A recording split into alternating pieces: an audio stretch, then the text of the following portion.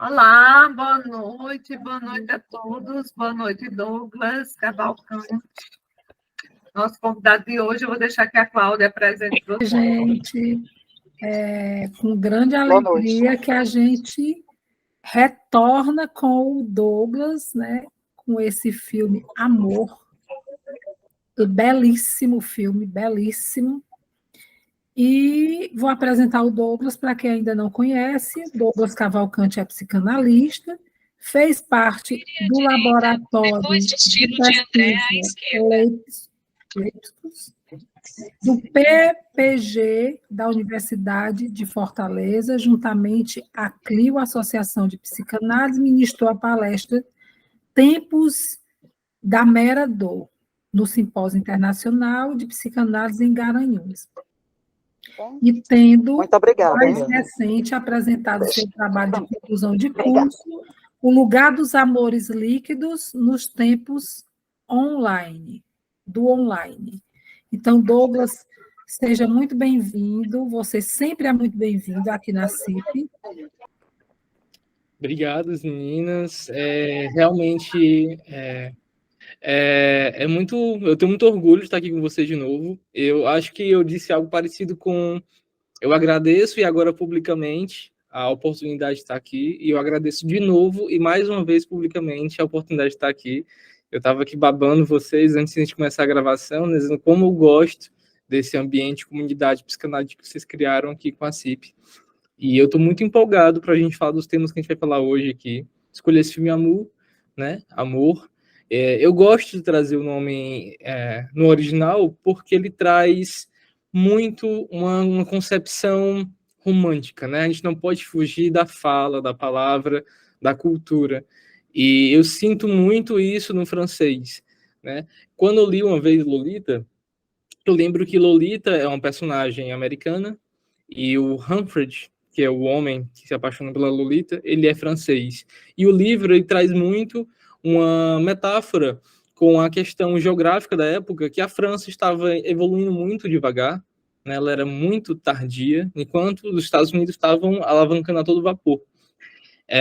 E a gente traz também a concepção de que a França é um país que quantitativamente tem mais pessoas idosas, né, de idade mais avançada. E ainda assim, tão fortes, né? Tão a todo vapor e tão resilientes em todos os aspectos que a gente pode falar.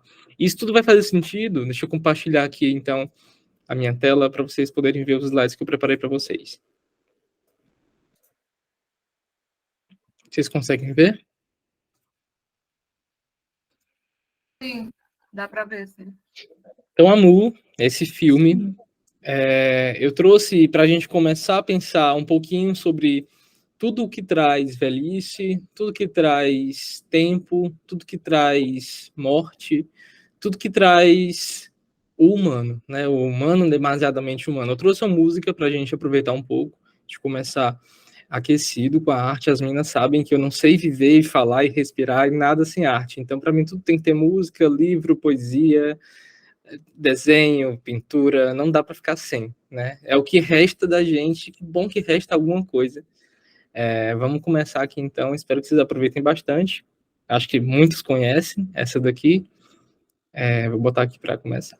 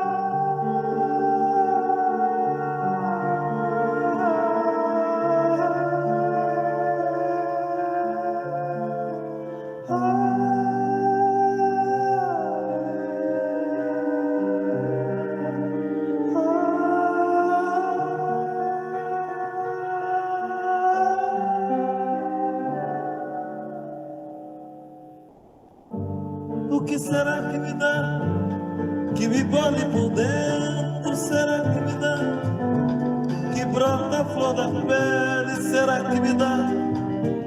E que me sobe as faces e me faz corar, e que me salta aos olhos a me abençoar, e que me aperta o pé, que me faz confessar o que não tem mais jeito de dissimular, e que nem é direito ninguém recusar, e que me faz mendigo, me faz suplicar o que não tem medida nem nunca terá, o que não tem remédio nem nunca terá, o que não tem receita.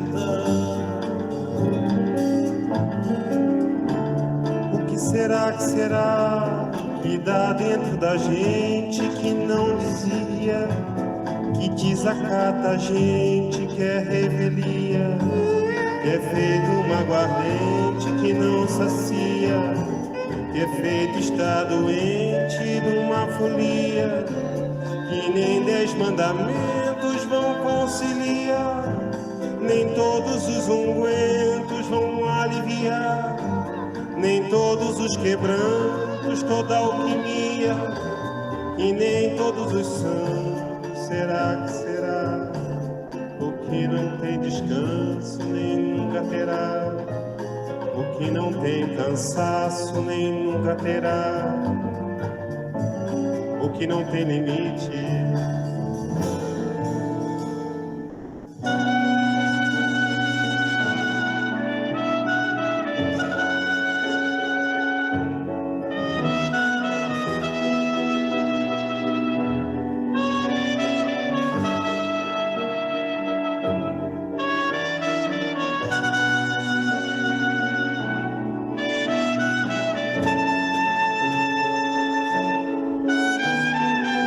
O que será que me dá, que me queima por dentro? Será que me perturba o sono? Será que me dá, que todos os tremores me vêm agitar, que todos os ardores me vêm atiçar, que todos os suores me vêm encharcar, e todos os meus nervos estão a rogar, e todos os meus órgãos estão a clamar, e uma aflição medonha me faz implorar o que não tem vergonha nem nunca terá, o que não tem governo nem nunca terá, o que não tem juízo.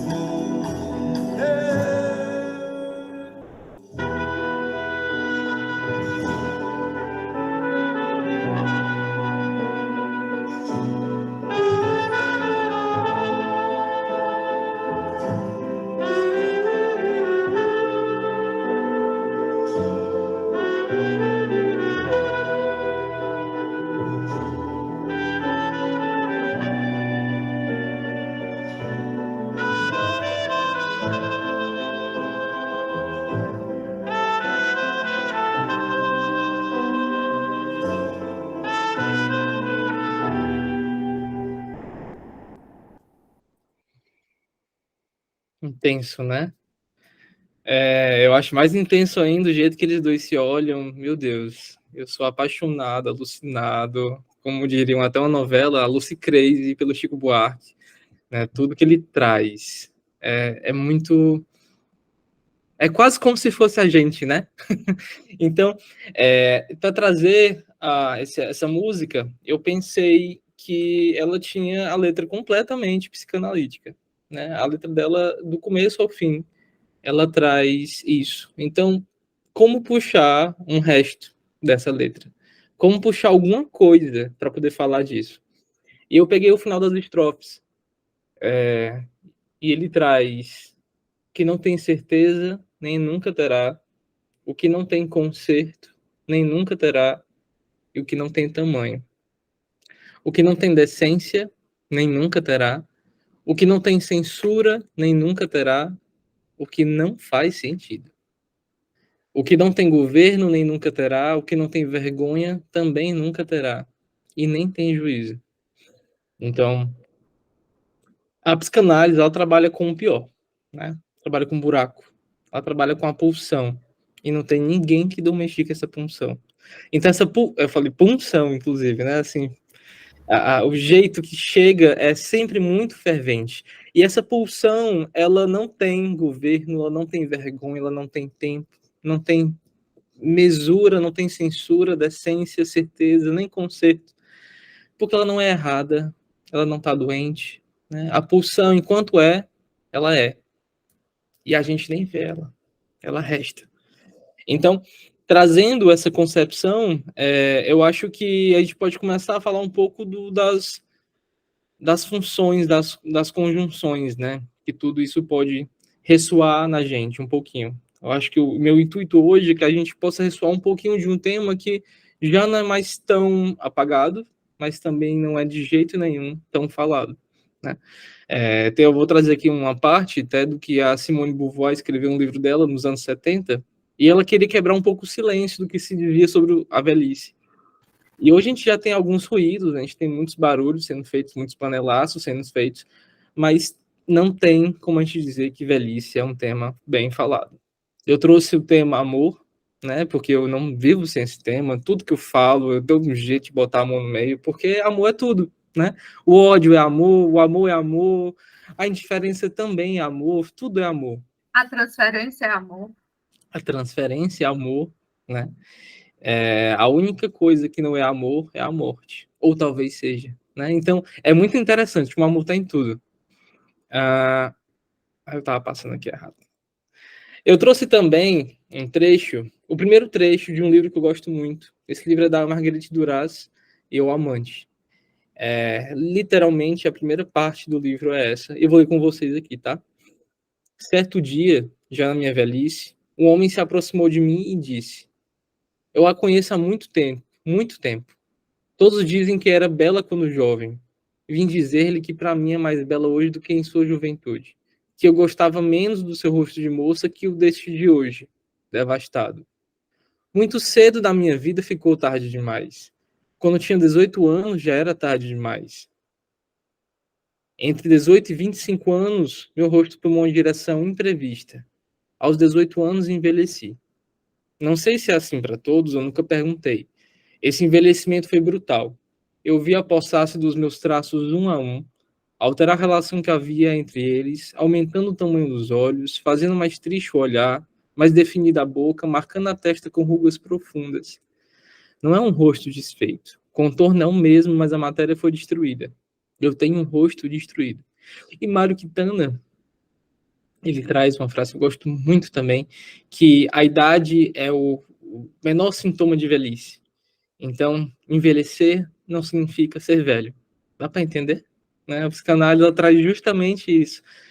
Tudo que a gente acha que é óbvio precisa ser dito, porque não é. Então,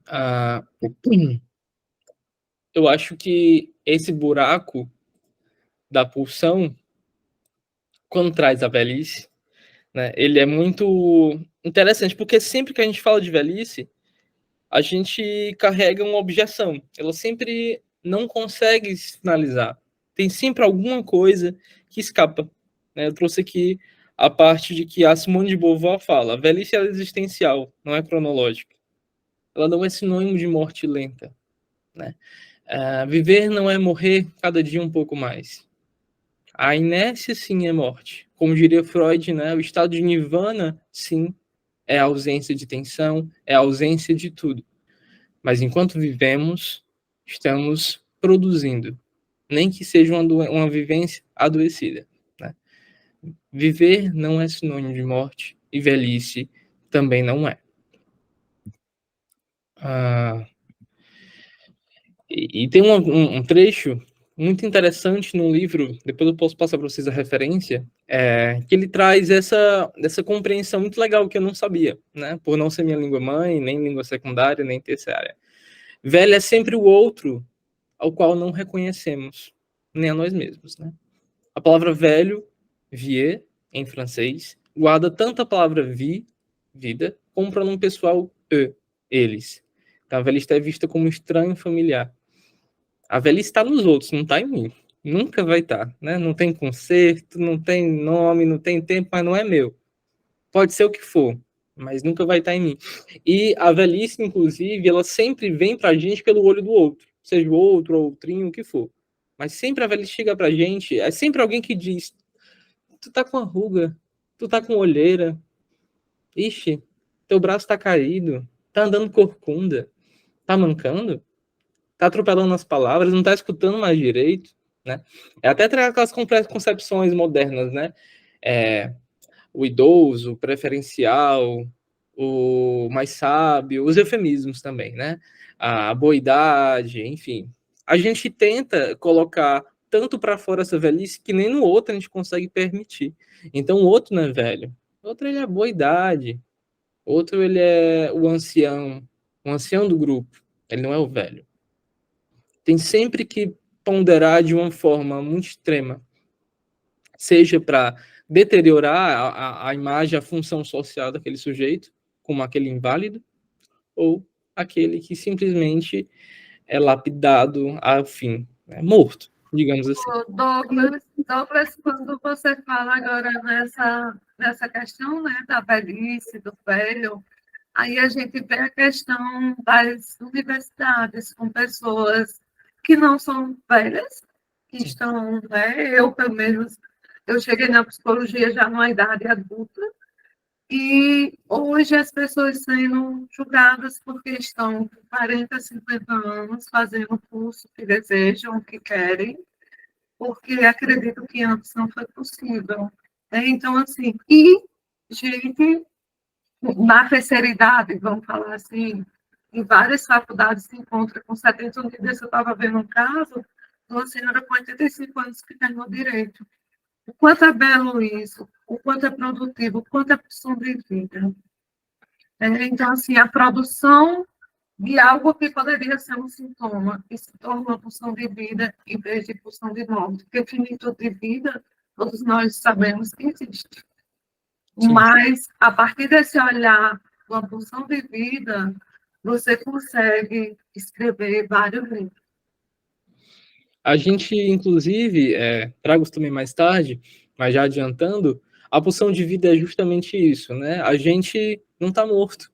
A gente nem está indo para a morte. A gente sabe que a pulsão de morte existe ao mesmo tempo também, mas é porque é algo não escrito que a gente vai e escreve, né? Então, por que viver e não ver algo escrito se a gente não pode ir lá e escrever? Se a gente não pode ir lá e fazer, né? Então, a Bárbara também trouxe aqui o caso da Cláudia Raia, a gravidez dela. Então, assim, é a invalidez. E na mulher, com certeza isso ressoa ainda mais, né?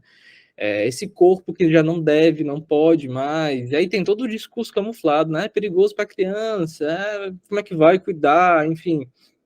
Como se o sujeito não tivesse a potência, a decisão de si, e principalmente reduzindo o sujeito a um estado cronológico, né?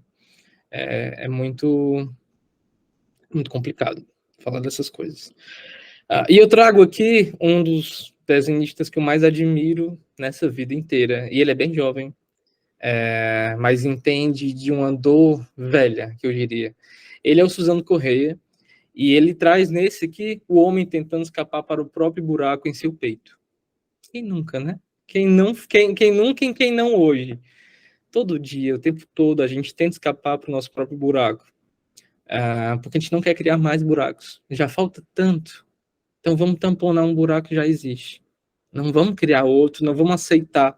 A gente não quer faltar com a falta, e quanto mais a gente não quer faltar com a falta, mais a gente vai deixando nós abertos e sintomas à flor da pele, né? Inclusive, falando de flor da pele, a associação que é bem legal, e o que será, né? O que será, e se?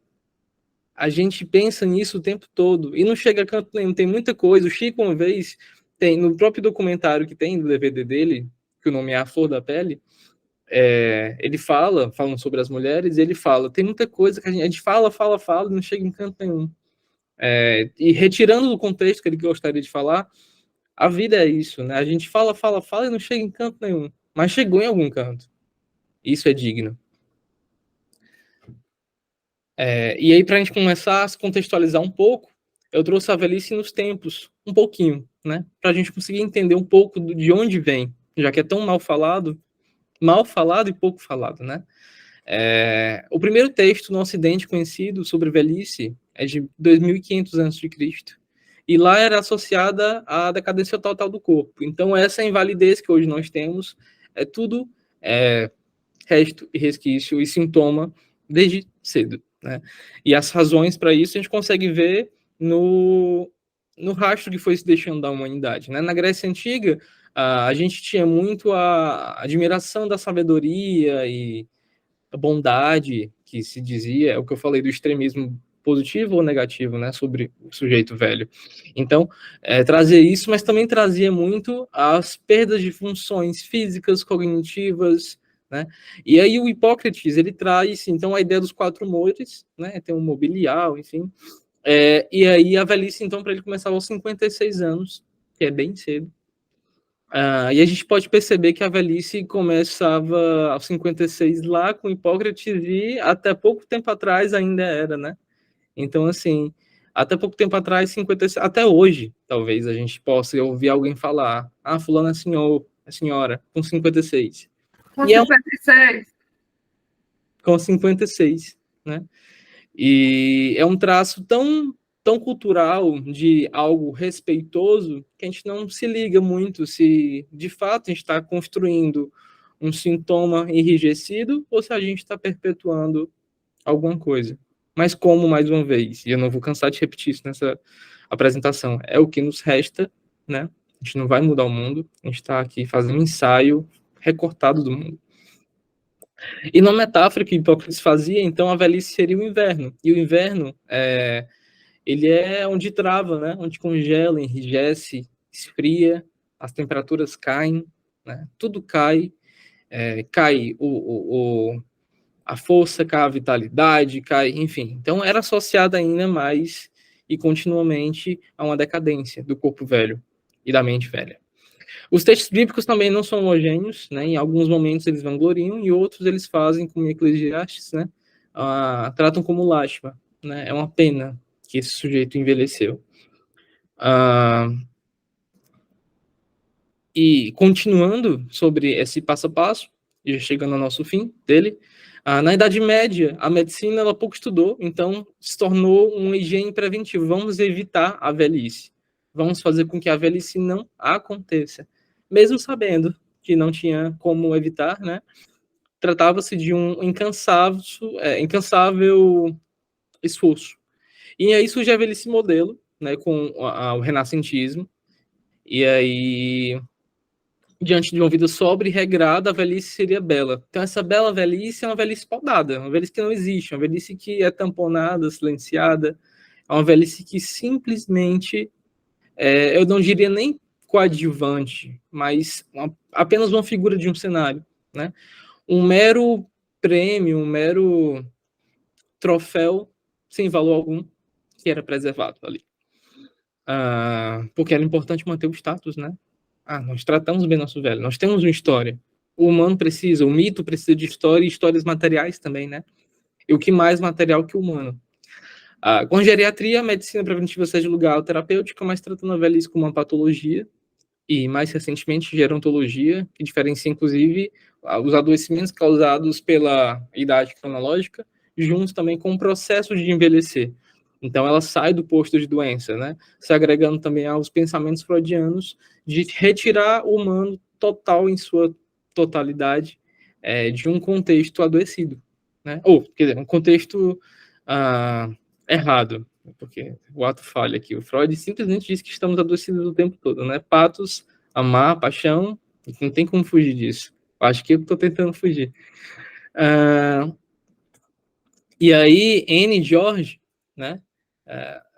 Eu fui pesquisar a pronúncia desse nome em francês. Não é nem Georges e nem George, é George. Eles dois são músicos, professores de música, aposentados já, e vivem sua vida muito bem, obrigado. Vivem num apartamento luxuoso, enorme para eles dois apenas. Uma filha que mora distante com seu marido, os seus próprios sintomas, seus próprios problemas, como sempre há de ser. E em certo momento, eles voltando de transporte público, né, realmente uma vida muito ativa, de um concerto de piano, No café da manhã seguinte, a Anne tem um AVE, né, o antigo AVC, e ela fica com o lado direito do corpo totalmente paralisado. Nesse momento, então, ela começa devagar e depois muito rapidamente a envelhecer, né? O que a gente considera que esse envelhecimento da Anne é muito interessante porque a gente vê a tentativa do Jorge de acolher, mesmo sem aceitar, e a tentativa da Anne de permitir com que o Jorge acolha, mesmo sem ela querer. Né? Vou já trazer o amor, o que Lacan fala direto e incansavelmente. Eu, inclusive, falar uma frase que eu escutei nesse seminário de 100 anos do Eu e Isso, na Unifor. A Márcia Osório falou, depois que a gente morre, vida e morte é a mesma coisa, né? E eu acabei de falar, o Lacan fala. O Lacan falou. Só de ter falado, ele já falou, mas ele fala. Então, quando o sujeito morre, aí sim, zero tensão, e aí sim a gente pode falar de uma ideia, né? Uma tentativa de ideia. O sujeito está num devir contínuo. A gente não enrijece o pensamento dele nos nossos raciocínios da psicanálise, né? E aí eu trago um trecho do filme onde o Jorge, ele está olhando a Anne porque ele observa tudo nela. Se ela vai tomar um copo d'água, ele vai junto. Também pelas teimosias dela, a gente percebe muitos impulsos e muitos momentos de dificuldade de aceitação, da fragilidade do próprio corpo, da incapacidade de se mover literalmente, né? Muito menos de tocar seu piano. E aí ele, observando ela fala, não precisa ficar me dando a mão o tempo todo. Eu consigo me virar sozinha. E não precisa ficar com peso na consciência, não. Seria um absurdo e um sofrimento para mim também. Vá para lá agora. Não sou aleijada. Vá fazer suas coisas. Não fique aqui para ver como eu vou segurar o meu livro. Então, ela não quer ser tratada. A velhice, ela não quer... Isso vai soar aos ouvidos de leigos que possam estar vendo isso no YouTube agora, né? Estranho. Mas a velhice não quer respeito. Ela quer ser desejada. E no momento em que a gente não deseja, mas respeita, isso em todas as fases da vida, né? A gente poda o sujeito.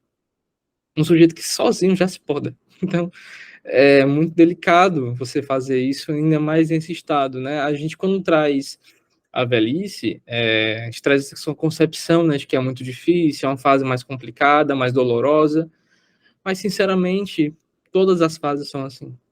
Né? A criança, ela não tem a integridade completa com o corpo. Inclusive, a criança se bate no corredor, né? Os braços não conseguem se encaixar naquele corpinho que está crescendo. Ela cai, a criança, quando nasce, não sabe andar.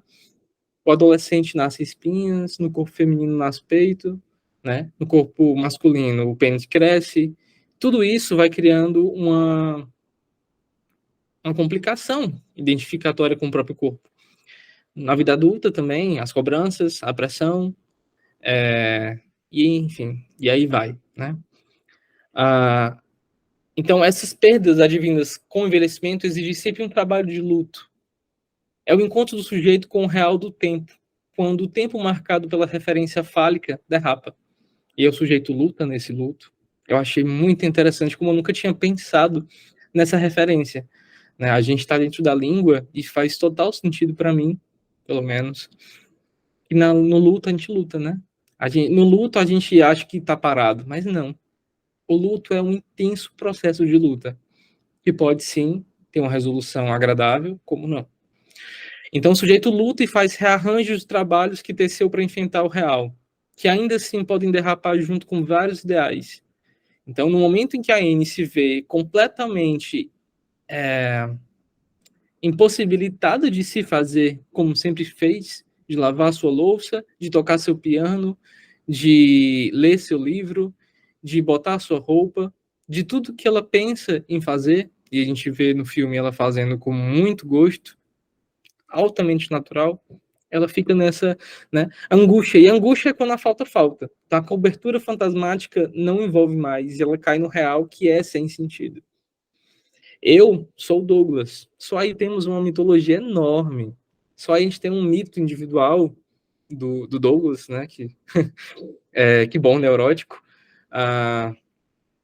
Mas é interessante porque é nessa tenuidade, né? Eu trouxe até aqui uma ilustração do Suzano Corrêa mais uma vez, e aqui é o homem matando uma ideia de morrer. Então, é o pensamento que a gente faz desde cedo, né? As fases do luto, inclusive, né? Elas podem ser muito bem, exatamente. Nessa teoria, inclusive, de fase do luto, a gente conseguiria botar bastante isso aqui. E essa raiva, né, a gente, nessas leituras que eu fiz para me preparar para estar aqui com vocês hoje, eu li alguns comentários sobre essa raiva e a infantilização, né, do sujeito na velhice, que é muito interessante, porque ele se apega àquilo que traz a ele uma condição possível, né, e identificatória que possa sustentar um pouquinho o sintoma. A gente ama para tentar sofrer menos, né? A gente ama ou tenta amar para tentar aplacar os sintomas.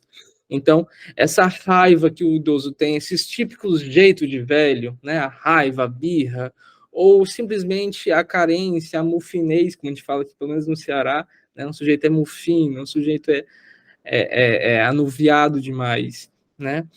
E muito precário como a gente chega nesse momento atualmente, né, na sociedade que a gente está sem nenhum suporte. E ainda assim, Douglas, a Bárbara falou aí que vem a barganha, né? E como se fosse uma possibilidade. Realmente tem essa negociação, né? A questão do luto. E sim, também outra coisa que me chama a atenção é essa velhice, é quando a pessoa também se torna desnecessária, entre aspas, né? Se a gente for lembrar a mãe desnecessária, né? Então, assim, quando essa mãe era jovem, a mãe, o pai, aí o casal de idosos, eles eram necessários para essa filha. E quando eles se tornam velhos, eles são desnecessários. E ser desnecessário é um lugar de vazio, é um lugar que parece que coloca de frente com essa falta, com esse real. e esse vazio, ele vem do outro, né? O outro aponta pra gente, você está vazio. O sujeito não esvazia. Ninguém consegue esvaziar nada. A gente só consegue somar. A vida é um contínuo acúmulo de pulsões. E mesmo quando você rasga uma pulsão, ela fica lá, solta. Ela se associa a outra. Então, assim, o sujeito não envelhece. E, e ainda assim, né, até eu trago aí essa questão que eu falei da criança não se ter uma completa integração com o corpo, adolescente também não, adulto também não, velhice porque teria, né? Então, reduzindo esse estigma, desde o início eu trago aquela frase do Mário Quintana, né, a idade é o menor sintoma de velhice.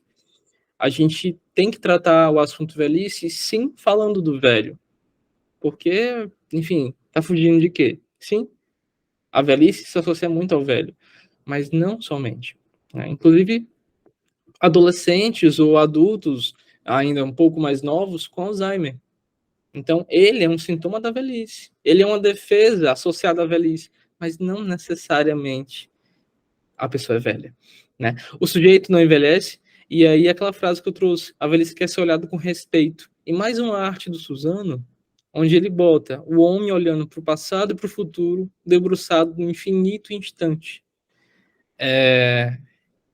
E isso eu trouxe ao lado dessa referência do infantil, da adolescência, da adulto e da velhice, porque em todas as fases a gente faz isso, cada um na sua maneira. A criança também olha para o seu futuro, né? Viver, ter pulsão de vida e de morte ao mesmo tempo, é sim estar olhando com ânsia para um futuro, lembrar de um passado que trouxe uma experiência e estar aqui no presente, por mais que esse presente não se presentifique, né? Por mais que a pessoa esteja muito adoecida em algum dos outros polos que a gente pode pensar isso.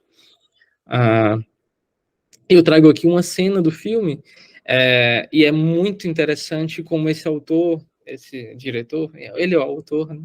Ele é maravilhoso, ele fez também A Pianista, e é um filme espetacular que fala sobre a estrutura perversa. E, bom, Aqui a gente consegue ver claramente uma dança sem ritmo, uma dança sem música, desconcertada, embobada, mas que precisa acontecer, eles querem que aconteça.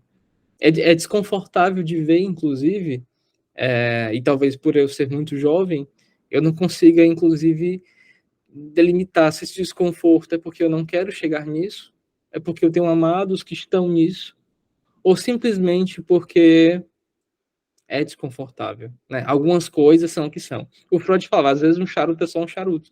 Não tem para onde ir. Não tem que ficar psicanalizando tudo. Mas essa cena, ela é imprescindivelmente tocante. De ton bras droit. Et lève-moi. Et hop.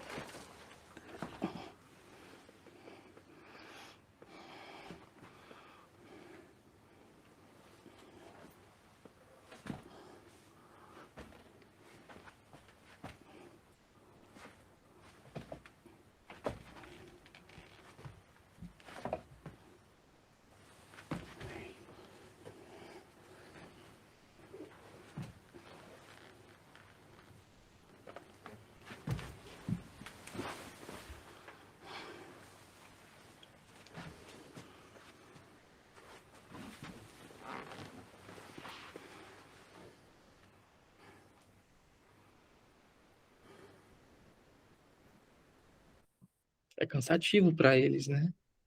Ninguém sai ileso. Mas todos precisam estar aí. Necessariamente precisam estar aí. Isso traz esse. Eles já estão se não me engano, 50 anos casados. E aí, nessa parte, ele até traz uma coisa muito interessante, uma conversa dele com a filha dele, o Jorge, que ele fala: francamente, você não pode fazer nada. Eu e sua mãe já passamos por poucas e boas, mas isso ainda é novidade. O novo, né? Até na velhice tem um novo, para vocês verem como é interessante isso. A gente pensar que o sujeito não envelhece por isso, porque o sujeito está passível ao mundo, literalmente passível, né? A gente diz que o sujeito entra em análise quando ele começa a sair da posição adoecida, né, passiva, para uma atividade em sua própria vida, mas a gente não tem como fugir da passividade perante ao mundo. A gente não controla. A gente não controla o que a gente diz, o que o outro escuta, a gente não controla o nosso corpo, né? Então, essa é uma dança que eu acho pesada, e eu não falo pesada somente na minha concepção que eu falei, né, que me toca. Eu me implicando aqui, né? Eu não estou aqui na posição de falar uma teoria, eu me implico totalmente. Eu sou partidário da psicanálise que fala sem papa na língua, que pensa. Fingir num fantasioso aqui para o YouTube que eu sou uma pessoa que é saudável, né? Que não tem nenhum sintoma, não cabe aqui. É mais honesto que a gente sinta. E mais pesada no sentido também desse peso, né? Ele carrega ela com peso e ela sente o peso não do corpo, mas principalmente o peso de ser carregada. É difícil você saber que está colocando toda a possibilidade na responsabilidade de outro. Ela só vai conseguir sentar se ele sentar ela. É interessante, Douglas, a sua fala e a sua emoção para falar do filho. O quanto é tocante, né? O quanto é tocante ver esse casal de idosos estendendo a mão, né? Num laço, se a gente for pensar num laço afetivo, mas se a gente pensar além, num laço social, onde aí no filme traz para a gente o desejo de estar com alguém, por amor, o desejo de tocar, o afeto que toca o outro.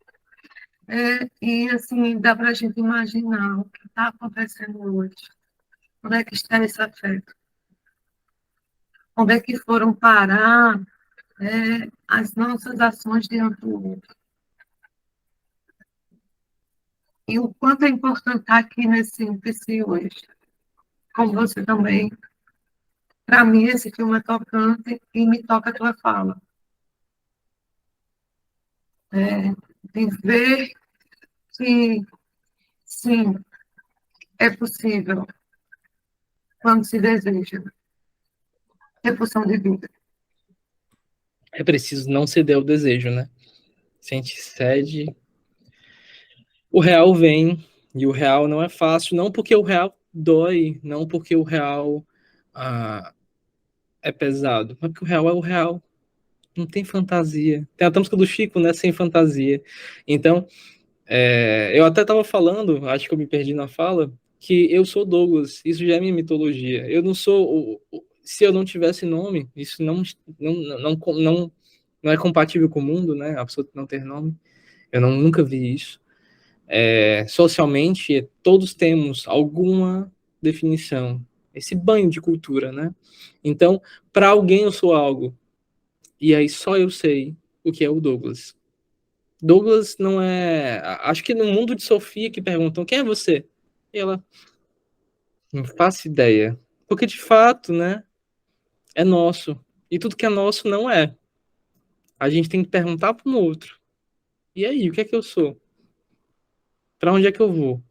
Tem essa outra cena, a identidade, né? A gente tenta resumir a identidade a um RG, a um número, a uma foto. Poxa, que coisa ridícula, né? Reduzir uma pessoa a uma foto. Próximo ano eu posso estar careca, posso estar com cabelo grande. Ali não sou mais eu, mas querem que seja. Então, eu até imagino, trazendo aqui para o nosso assunto, como é para um sujeito velho oferecer uma identidade, até o porquê, né? Ele oferece uma identidade antiga. Só o que eu vejo quando eu já trabalhei com atendimento ao público e via muito velhinho, velhinho mesmo, trazia uma foto tirada nos anos 30. E aí eu dizia, é o senhor, legal. E eles riam e diziam, já fui esse aí. Aí você é esse aqui, né? Porque o sujeito não envelhece. Então, muda-se o físico. Mas o que está dentro muda-se também, na verdade, né?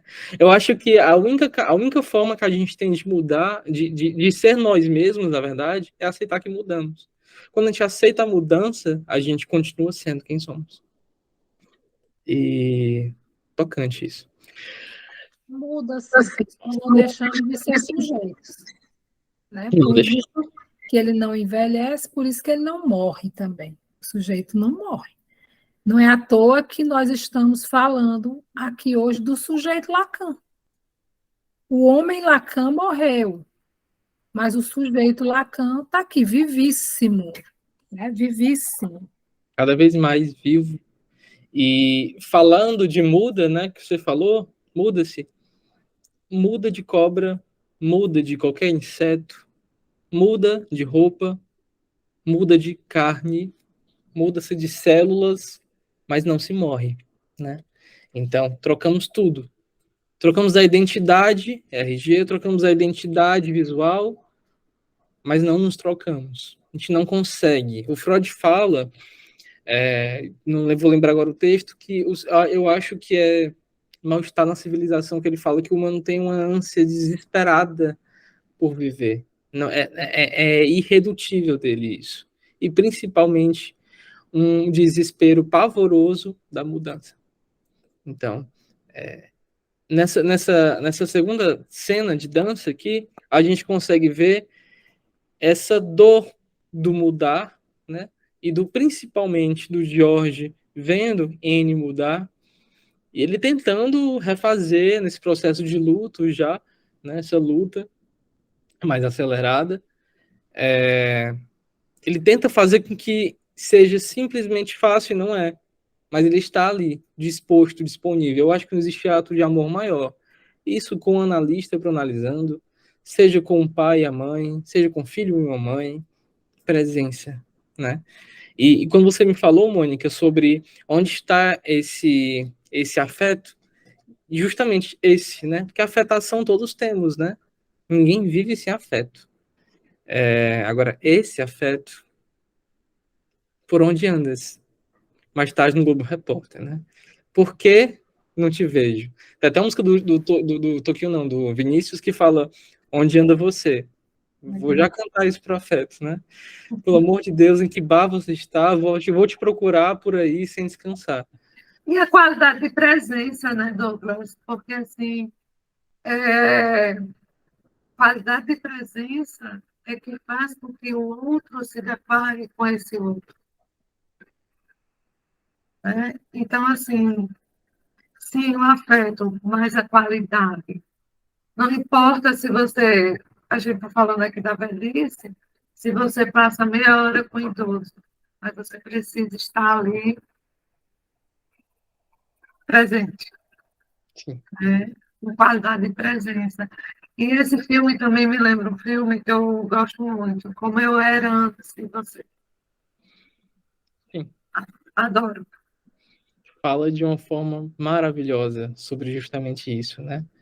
Essa mudança. Nesse tocar dessa segunda dança tem uma diferença, né? Como eu falei, ela traz essa impossibilidade de manter alguns ideais que o próprio Jorge criou sobre ele, a fantasia dele. Então, a partir daí a gente já começa a sentir, mesmo ele de costas, o que a gente vê no final. A gente vai discutir já já, né? Vou colocar para vocês olharem essa cena.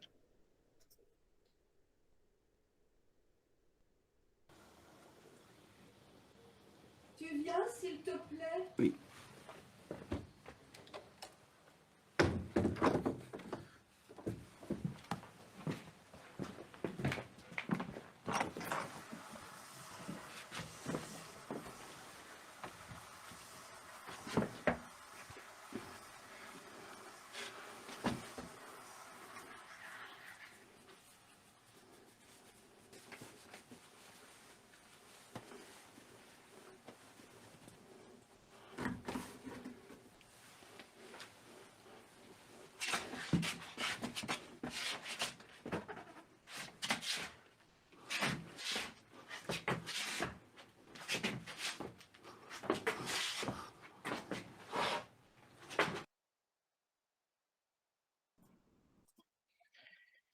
A gente sente no arrastar da chinela, né?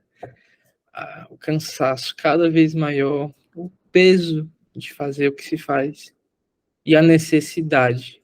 Você vê ele aí numa janela, que para mim tem um significante raso e claro de liberdade. Tá fumando seu cigarro, a gente tá fumando um cigarro, não sei. E simplesmente ela o chama. E talvez, como o filme ele é feito de recortes, a gente não consegue entender bem por que ele tá ali, o que ele fez, para onde ele iria. Mas, bem comum espera, né? Tá no apartamento, em vigília, em alerta, para uma esposa que está adoecendo muito rapidamente. Então, essa janela aí, cabe a vocês entender por que ele estaria aí. Não temos como perguntar, né? Um outro momento que a gente traz do filme, e já passando para uma etapa mais diferente nessa emoção que a Anne tem, ela traz: não tem razão para eu continuar a vida. Eu sei que isso deve piorar, porque eu continuaria a nos machucar. E o George relata, né, para ela: você não me machuca, você não precisa mentir.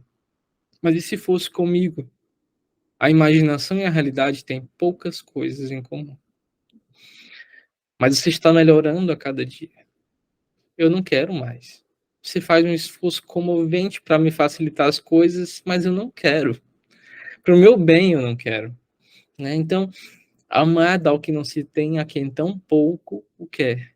Ou quem tão pouco consegue, ou quem tão pouco entende, ou quem tão pouco está simplesmente passível a isso. Né? Às vezes a gente está não é nem fechado, é em outro lugar. E Anne não estava nesse lugar de ser amada. Não E mais. aí é Lacan, né? Lacan puro.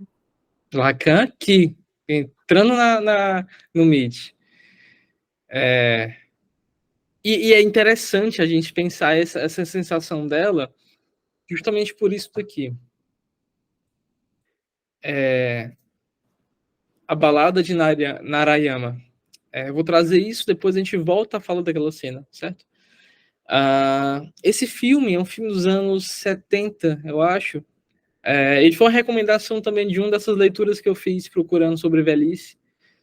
E ele retrata algumas aldeias pobres no final do Japão, do século XIX. E para sobreviver, elas eram obrigadas a sacrificar os seus velhos, né?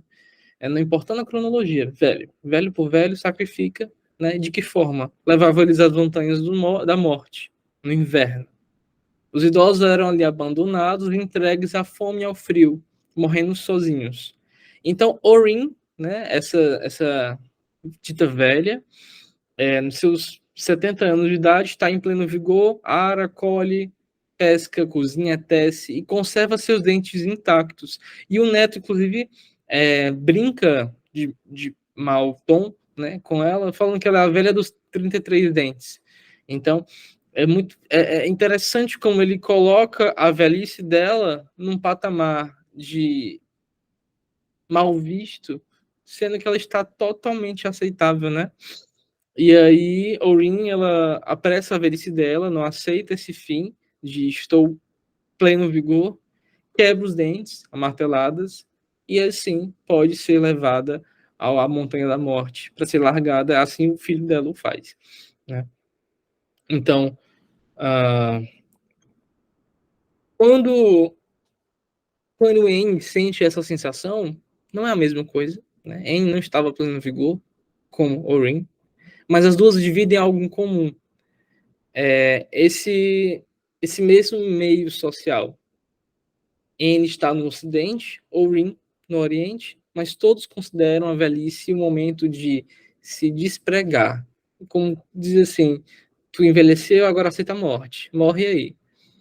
E ela, a Orin, ela quer morrer como esses idosos que a gente vê, que dizem que não podem mais amar, não está mais idade de amar, não está mais idade de ter um filho, como o caso da Cláudia Raia, que a Bárbara comentou, que o pessoal disse que ela não poderia mais ter filhos, porque ela estava muito velha, o corpo não ia sustentar. Então, simplesmente, essa idade cronológica, ela chega no sujeito, pelo olhar do outro, ele vê que ele não mais pode, ele é inválido, como você falou, né, mãe, que ele não pode mais estar ali, então ele se retira. E N se retira mesmo antes de simplesmente não realmente, antes de estar morta, né? Enquanto ela não morre, durante esse filme, inclusive, é interessante a gente pensar que eu arrisco dizer que ela não morreu em momento nenhum até o final, né? Alguns podem dizer que o sujeito não morre, mas não tem como questionar. Anne realmente estava morta no final do filme, antes mesmo dele a matar. Não estava. O sujeito não morre. Ele está ali, mesmo que fraco, mesmo que no fundo. E eutanásia entra aí, né? Mata ou não mata? E a palavra é pesada, mas é para pesar realmente, né? Mata ou não mata esse velho que está vegetando? É maldade com ele? Ou é maldade com a gente deixar ele vivo? Então, isso cabe para o final da nossa apresentação. Essa cena me chamou a atenção o jeito que ela está com as mãos, porque me lembra o bebê quando nasce. Sim. O bebê ele fica com as mãos, né, meio que fechadas em alguns momentos, e na maioria das vezes. E ela fica com as mãos, dá para perceber, né, bem aqui a aliança entre os dois. Ele olhando, né, ele também parece que olha para um lugar bem vazio, e ela também. Sim. Os dois estão se deparando com o tempo fálico morrendo totalmente, né? Eles não conseguem mais fantasiar. Ele insistindo, N já dando entrada, o check-in realmente nesse real, o que ela não consegue dar conta. E eu trago o amado e mais vivíssimo que nunca, Freud, para falar da velhice dele também, e de como ele achou insustentável e insalubre. Pouco antes de morrer, escreveu algumas cartas para Luandres, e numa delas ele escreveu: rastejo por um tempo indefinido como um inválido. Enfrentei as realidades infames, mas não suporto bem a ideia das perspectivas à minha frente. E não consigo habituar-me à ideia de uma vida sob sentença. A N. Simplesmente, puramente a N. Né? Ele sabe que vai morrer, todos sabemos. Mas quando a gente vê a morte chegando, a gente se desespera e não quer nem esperar. Né? Mata logo, leva logo. É como tirar um band-aid, né? de uma ferida que ainda dói muito. Isso serve para emocional ou físico, né? Tira logo. Então, mesmo Freud relata também. Isso, ele tentou rasgar tudo, né? O homem queimou tudo, mandou rasgar tudo, não quis deixar nada pra gente, mas algumas coisas restaram e essa é uma das que a gente pode tomar. Porque Freud pouco falou sobre velhice. Né? De fato, velhice, ele considerava que a velhice já tomava um aspecto do sujeito que não conseguia mais ter uma plasticidade. Né? Então, ele não achava devido estudar tanto os velhos, bem como falava isso também sobre psicose, né?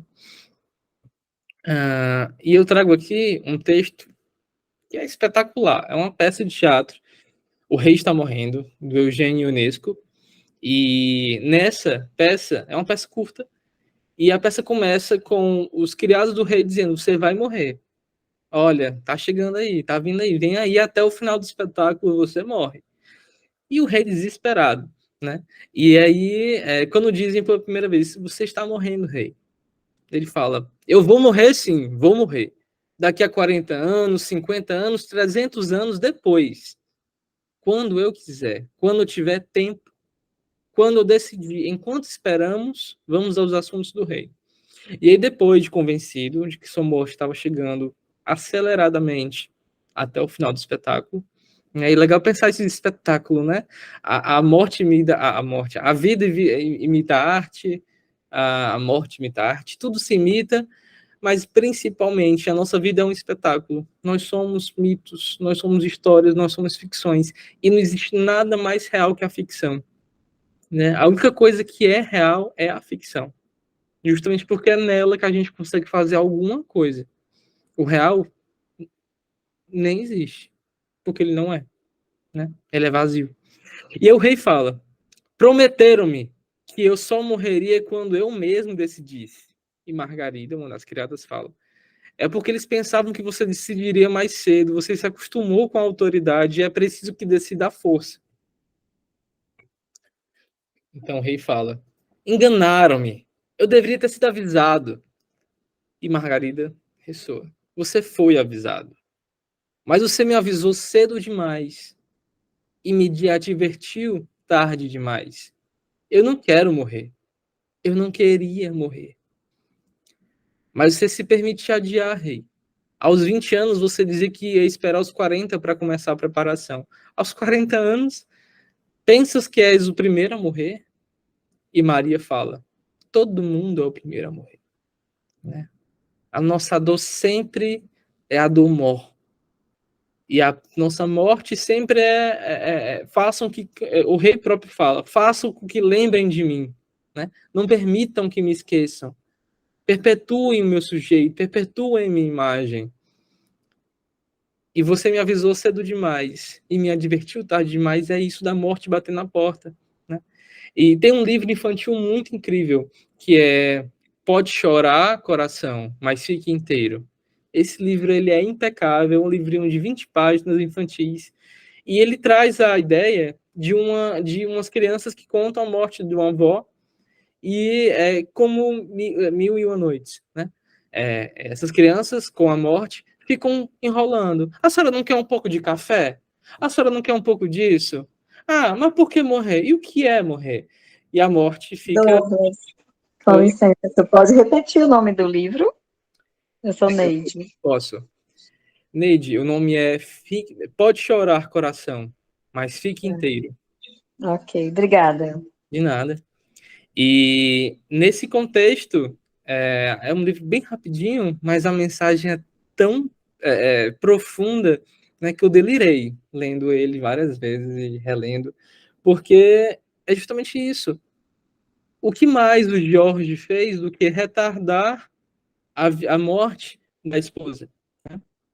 O que mais o Jorge fez do que atrasar algo que não é. Eu acho que tem na música que eu botei no começo, Será que será? Que não é possível, né? O que não me falhou agora a memória, mas ele fala que não dá para acabar, né? Não dá para finalizar, nem dá para Não tem cortar. tamanho, nem nunca terá. Eu não vou lembrar agora, nem vou ficar tentando, senão eu passo, né, a ligação toda aqui. Mas, olha, a mania de velho, a ligação. É engraçado quando a gente reduz isso. Na minha cabeça logo veio isso. Ligação é de velho. Eu adoro ligação, então sou velho. Isso Tem aqui o que não tem certeza, nem nunca terá. O que não tem conserto, nem nunca terá. O que não tem tamanho. O que não tem decência, nem nunca terá. O que não tem censura, nem nunca terá. O que não faz sentido. O que não tem governo, nem nunca terá. O que não tem vergonha, nem nunca terá. O que não tem juízo. sim. Mas eu acho que tinha um trecho que falava que não consegue ser, inevitável, sabe? Algo assim. De todo modo, é inevitável, né? Não tem como evitar a morte. E essas crianças tentam. E em um outro livro, que Velhos São os Outros, e é engraçado que traz aquela coisa do vieux, né, que eu trouxe, que na linguagem francesa, velho traz vie, vida, e eux, eles, os outros. Então, a velhice está nos outros. Velhos são os outros. E é um livro com algumas crônicas, alguns relatos também, alguns pensamentos, aforismos, e esses relatos são sempre estressantemente absurdos de como os velhos ali ditos não aguentam essa posição. Tem um até que fala, quem inventou isso de boa-idade? Ah, pra puta que pariu. Boa-idade é o caralho. Ele fala assim, bem realmente chulo. Você ficar esperando, você ficar com dor nas costas, você não sei o que, não tem boa-idade, não. E essa traz aqui um pensamento mais, não sei, é tão cru. Ninguém morre de felicidade ou de infelicidade, embora seja mais fácil aceitar o fim sobre essa perspectiva. A morte, feliz ou infeliz, é um dado da realidade, nada mais. Morre-se todos os dias, e não há nada que possamos fazer quanto a isso, mesmo sabendo que a morte não manda aviso nem notificação, né? Ela não faz ligação nenhuma. Vivemos como se nunca fôssemos morrer. E é interessante, eu já li um texto uma vez, eu acho que eu li ele para vocês aqui, na apresentação que eu fiz sobre Closer, né, aqui também no CNPC, que é um texto que fala, o amor acaba, e aí tem vários, né? O amor acaba num avião, o amor acaba numa ligação, o amor acaba num abraço, o amor acaba num beijo, o amor acaba na morte, o amor acaba sem acabar, o amor acaba sem um fim, o amor acaba para um fim, né? Enfim. E do mesmo jeito a gente consegue pensar a morte também. Morre-se numa cama, morre-se em pé, morre-se chorando, morre-se rindo, morre-se de bala, morre-se de velhice, morre-se morrendo, morre-se matado. Bom, morre-se, mas morre-se, né? E eu trago aqui a última, a penúltima cena, né? Alguma coisa assim, do filme, onde finalmente o Jorge ele cede ao desejo dele em relação a todo o esforço, toda a luta de luto que ele fez, toda a reconstrução e trabalhos incessantes que ele faz para construir, manter e ressignificar os ideais que ele tem sobre ele. E para ele é insalubre, já não cabe mais. E aí cabe a vocês pensarem, mas dando aqui a minha proposta de leitura, né? Ele dá um abraço, mais um abraço da morte, né? Vou botar aqui.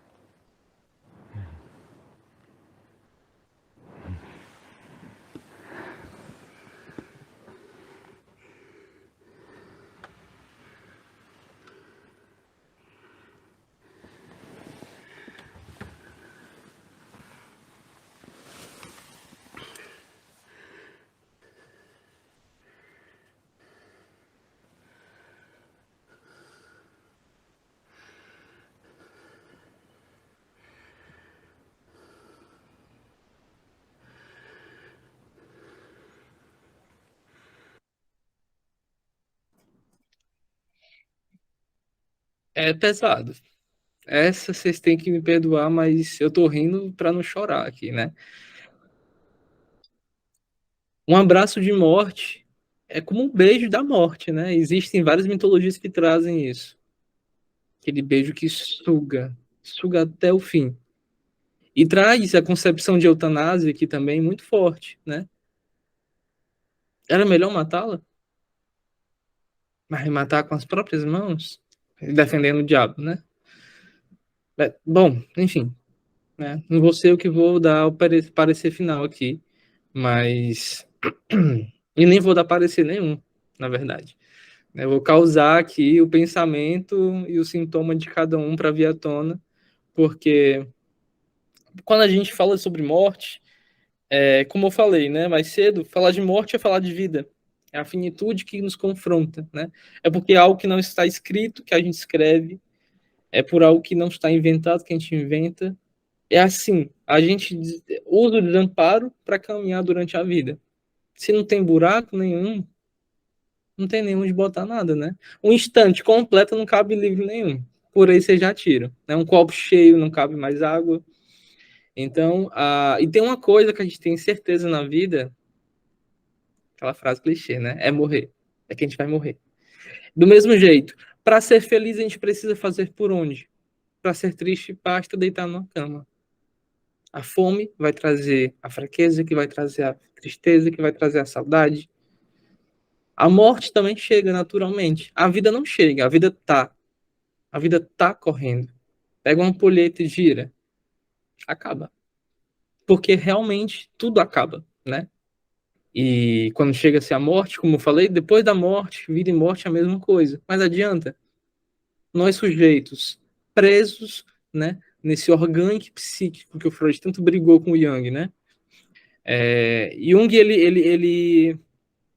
eu falei Young é novo em inglês, então é engraçado. Um ato falho que eu não vou entender nunca. Mas, enfim, Freud brigou muito com Jung sobre isso, né? Estamos presos, aprisionados, adoentados e amantes dentro dessa vida que nos temos. Então, se não temos ela, não temos nada. Nela a gente se inscreve. E eu até trouxe uma concepção. É porque o gozo é barrado que podemos gozar. É porque existe a finitude, porque existe o fim que a gente faz o começo. Porque o dia vai acabar, que a gente hoje fez de tudo que a gente pôde. Cada um aqui fez o seu máximo para estar até aqui, durando até aqui e torcendo que amanhã exista mais, né? Sempre cansado que vai haver o amanhã e sempre triste que o amanhã vai acabar. Eu, pelo menos, penso muito isso do final de semana, né? Chega sexta, às vezes eu fico até triste, porque sexta é o prenúncio do domingo. Então, assim, acaba. Mas a gente faz produzir. E para encerrar minha apresentação aqui com vocês, eu trago essa frase que uma vez eu assisti durante uma palestra e eu falei assim, porra, daqui eu vou para uma terapia, né? Na vida não tem atalhos.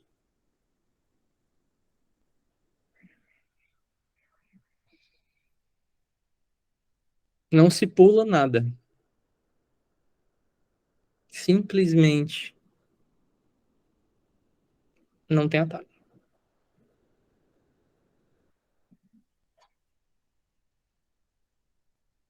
É isso, pessoal. Espero que vocês tenham gostado um pouquinho. Que tenha restado alguma coisa. Se restou uma coisa, eu estou satisfeito. E aí, Fantástico, Douglas. esse nome, Amu, né, que eu deixei, que foi o nome do primeiro slide também, é o nome do filme. Eu até pensei em trazer um subtítulo, algo que pudesse fazer ser mais alguma coisa o filme, né? Mas, gente, amor não precisa de nenhum subtítulo.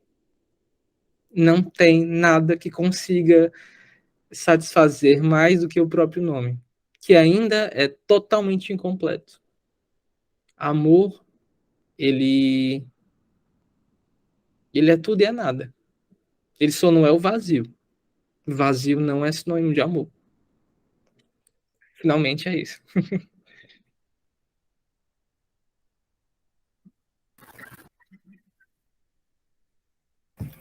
Alguém quer colocar alguma coisa, quer perguntar, fazer alguma consideração?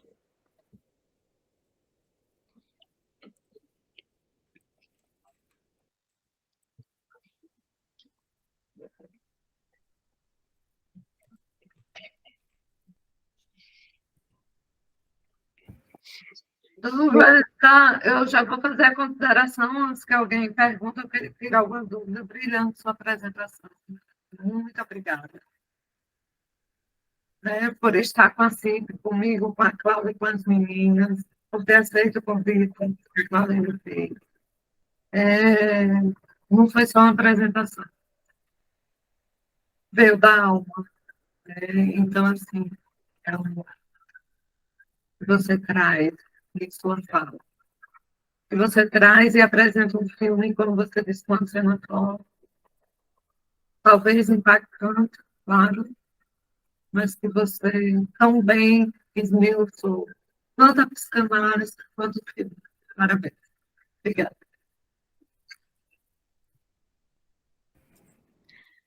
Às vezes, quando alguém termina de falar e que muitas vezes a gente não tem muito o que dizer mais, é porque aquilo tudo causou tanto que a gente precisa dar algum sentido, algum tempo, né? Parar algum tempo, pensar para poder. A sensação que eu tenho quando eu estou diante de uma obra de arte. É exatamente isso. Eu paro e fico em silêncio porque eu tenho que entender um pouco o que é aquilo, entender um pouco, porque não dá para entender muita coisa, né? E a tua apresentação, Douglas, para mim, ficou como a outra que você trouxe da outra vez. Você traz tanto a arte, né? Traz tanto a arte e a psicanálise juntas, aí misturadas, que às vezes a gente só faz assim, para poder depois dar algum sentido. Eu só tenho que dizer muito obrigada e parabéns por ter aceitado o nosso convite mais uma vez, Douglas. A tua fala sempre é uma fala de muito. Eu não estou encontrando nem palavras. Pelo menos a mim me causa muito. Que Sabe? transborda, né, Cláudia? É de muita sensibilidade. Exatamente. A tua fala é sempre de muita sensibilidade. Né? Então, você estará sempre com as portas abertas para o Simpsi, porque o presente é nosso, quando você está aqui para falar. Muito obrigada e, mais uma vez, parabéns.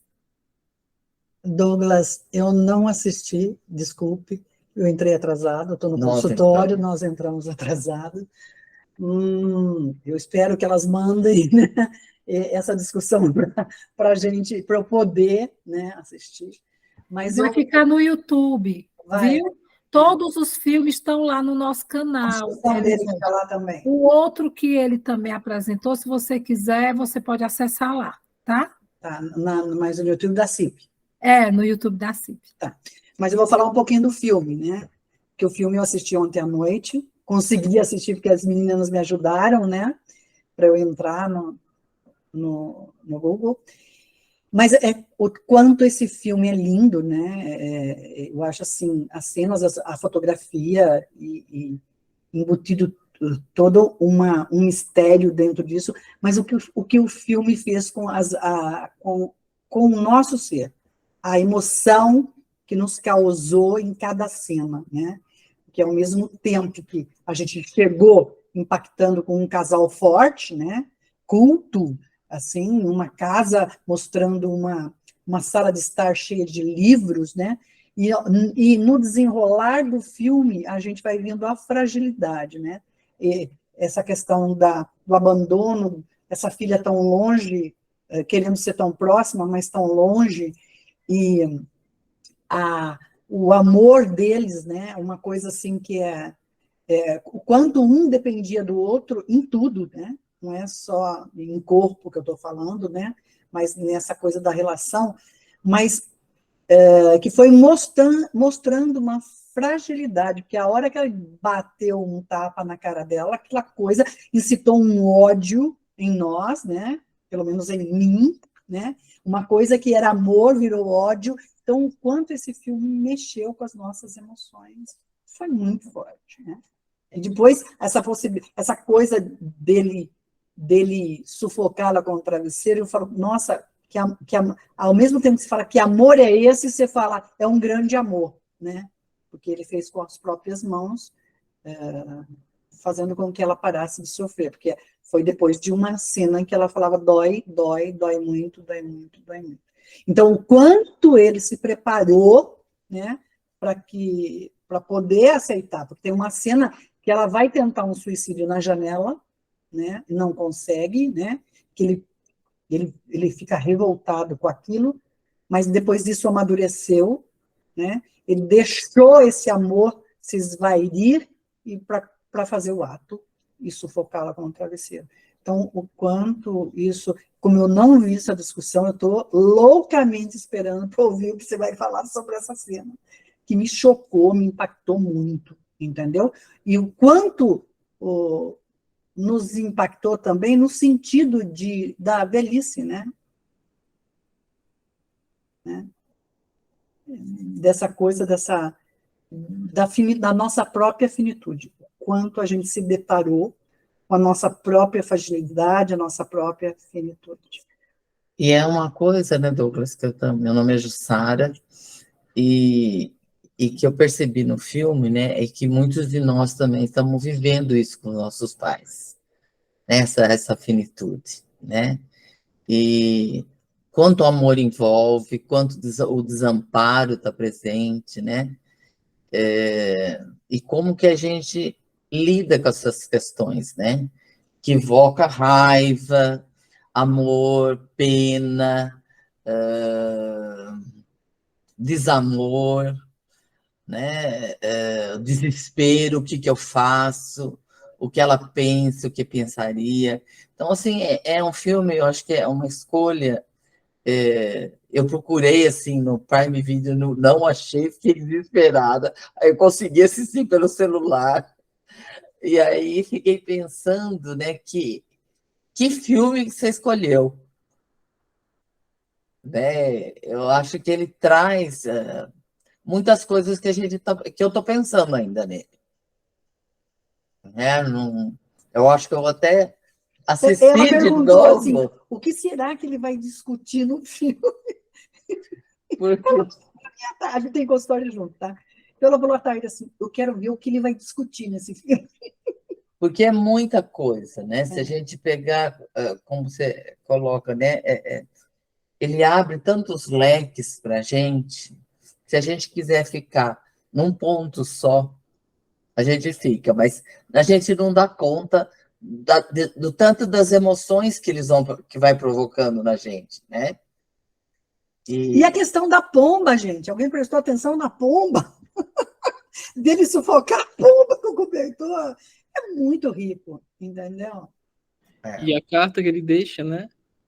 Tipo, ok, mas deixei aí. E eu achei isso incrível, porque ele fala nessa carta, dessa vez eu deixei ela sair. Eu só quero ver algo assim, né? Como se instaurasse aí uma dificuldade dele mesmo a aprender essa informação, né? Fiz o bem para ela. E, como eu falei durante, espero que vocês possam realmente acompanhar junto comigo essa gravação que vai estar no YouTube, a gente sempre tem a certeza no outro, né? A gente envelhece pelo olhar do outro, aí tudo está no outro. E se esse outro maior, né? Quase um outrão, né? Quase um outro maiúsculo, para ele era ela, era o que estava restando, e ela se foi, quem vai dizer para ele se ele fez o melhor para ela? É uma porrada, né? E vocês me disseram também que a gente não sabe nem por onde começar, né? Se quiser parar no ponto, quem que consegue dar conta do fim, né? O fim, ele é grande demais para a gente dar conta. O fim é maior que o começo, que a vida toda. Porque o fim, é o que até dizem, né? Antes de morrer, passa-se todo um filme da nossa vida inteira. É demais. É demais. E, de fato, eu não sabia bem no começo o que trazer, né? Eu fui reassistir esse filme procurando alguns filmes sobre amor. Eu não sei parar de falar disso. Eu amo amor, amo ódio, amo tudo que envolve amor, mas eu amo o amor. Eu amo. E assistindo esses filmes, me deparei com esse, eu fiquei, porra, não tem nada para falar, mas tem tudo. É que nem aquela terapia que a gente faz, chega assim, olha, hoje tu vai falar, que eu não vou falar nada aqui. E aí é o dia que a gente mais fala, não entende nada, mas fala, né? Como a Cláudia falou, é tanta coisa que você só suspira. Eu mesmo suspirei durante essa apresentação, porque eu me implico aqui também, né? Eu acho muito difícil a gente, no papel da psicanálise, não se implicar, né? E principalmente não romantizar, né? Eu li recentemente um texto sobre essa romantização na clínica, romantização até mesmo na teoria, né? Psicanálise não é para ser bonitinho, não é para ser viva a arte, amor para tudo que é lado, né? Psicanálise não é para ser vangloriado, não é para ser amado. Psicanálise é um canal, também não é para ser um fardo. Se for um fardo, também me poupe, eu saio fora, né? É para ser desejo. Então, eu fico muito feliz com o que vocês trouxeram, as concepções de vocês sobre o filme. E, na verdade, eu gostaria de um novo momento com todo mundo aqui para a gente conversar sobre o filme, né? Quem sabe um momento a CIP gera rodas de conversa presenciais que a gente possa tomar vinhos, né? E conversar sobre filmes, sobre livros, enfim. É até uma proposta que eu jogo aqui, um clube do livro, quem sabe, né? Seria bom para a mãe que ela tá no caderninho dela. Vou anotar aqui. Então, assim, já fica a proposta, né, Cláudia? E daqui a pouco, no início eu falei de uma novidade, e daqui a pouco a gente vai falar de outra. Aí nos nossos canais, no Instagram, vem muita novidade da CIP, junto com outras colegas também. Então, aguarde. Vai sair esse teu presencial, né, Cláudia? Vai sim. Agora a gente vai precisar fazer alguma coisa híbrida também, porque quando a gente fala em presencial, o pessoal que está com a gente, que já criou laço com a gente, que mora fora de Fortaleza, diz assim, não, pô, eu estou aqui. Nós vamos tomar vinho aqui, vocês tomam ali. Vocês não estão daqui? Elisete, eu sou do interior de São Paulo. Pois então vamos fazer online. Faz online, faz presencial, bota uma câmera. Pois vamos fazer online e a gente pode propor um sábado.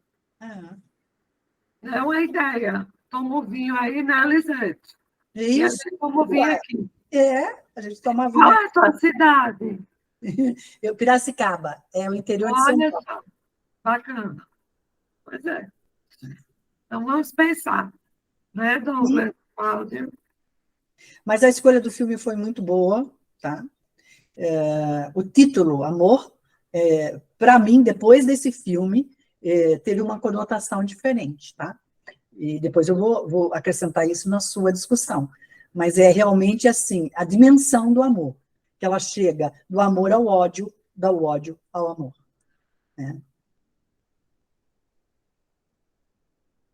Totalmente. e, ao mesmo tempo, super incompleto, né? Totalmente vazio. Né? A gente não... Eu acho que vocês estavam já no momento que eu falei, né? Que eu pensei em botar um subtítulo, mas para quê? Não tem necessidade nenhuma. Mas é isso, meninas. Então, gente, eu convido vocês a ir até o nosso canal no YouTube, né, se inscrever e ver os outros vídeos. Nós temos vídeos pequenos, né, com a Camila Guimarães, comigo, indicando filmes sobre o inconsciente, sobre histeria, sobre educação, psicanálise e educação, sobre neurose obsessiva. Teve o filme da Bárbara, que foi o Toque Toque, que fala sobre neurose obsessiva. O outro filme que o Douglas apresentou, que foi Closer, Perto Demais, que foi lindo, linda a apresentação dele. Então, tem o Ricardo Pinheiro, com 7 minutos depois da meia-noite, tem a Mônica, né, que falou sobre, precisamos falar sobre Kevin, o Tiago, que apresentou 2 filmes, um do E Glória, e o outro foi o... Qual foi o outro? Ela. Isso. Eu era. Teve a Camila Guimarães também, com a Filha Perdida, que foi o primeiro. Como que eu acho vocês lá no YouTube? Coloca Clínica CIP, Cine Psique, que aparece. Teve aquele documentário Holocausto Brasileiro com o Leonardo Danziato, o Cinema Paradiso com o Henrique Carneiro, que, para mim, esse filme é o filme que eu mais amo. Né? A Thaís Leite com um episódio do Black Mirror. Então, tem muita coisa boa para vocês verem. Então, vão lá, né? Acessem lá o nosso canal, curtam, compartilhem com seus amigos, se inscrevam e aproveitem, né? Porque tem muita coisa boa aí. E divulguem em Piracicaba, Elisete. Então, vou divulgar aqui. Pode deixar. Eu vou achar aqui. Se tu não achar, Elisete, eu mando lá no grupo, e aí você clica em cima e dá certo, viu? Tá, achei aqui, ó. Achou? Ai, que bom. Achei. Ai, que bom, que bom. Pronto. Pois, gente, muito obrigada. Mais uma vez, obrigada, Douglas. E vocês todos e todas que estiveram aqui com a gente, tá bom? Muito obrigada. Até o próximo. A gente vai estar divulgando. Obrigada a vocês. Obrigada. Boa noite, obrigada, Douglas, parabéns.